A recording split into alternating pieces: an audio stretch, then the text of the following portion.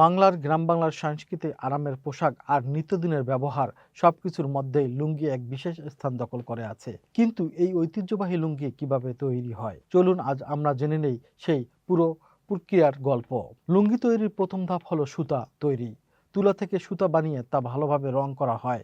এরপর রোদে শুকানো হয় রঙিন সুতাগুলো। এই রং করা সুতোই পরবর্তীতে নকশা আর ডিজাইনের রূপ নেয়। এরপর শুরু হয় তাঁত বসানোর কাজ। তাঁতিরা নিয়ম ও কৌশল মেনে সুতাগুলো তাঁতের গায়ে লাগান।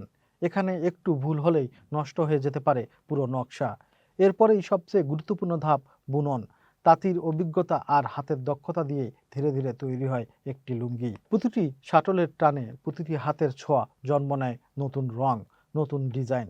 বাংলার লুঙ্গির বিশেষ বৈশিষ্ট্য হলো উজ্জ্বল রং, আরামদায়ক কাপড়, টেকসই সেলাই আর নকশার বৈচিত্র্য। কুমিল্লা, নোয়াখালী, পাবনা, সিরাজগঞ্জ সহ বাংলাদেশের অনেক জেলা লুঙ্গি উৎপাদনের জন্য বিখ্যাত। হাতে বোনা লুঙ্গি শুধু পোশাক নয়, এটি আমাদের গ্রামীণ অর্থনীতিরও একটি গুরুত্বপূর্ণ অংশ।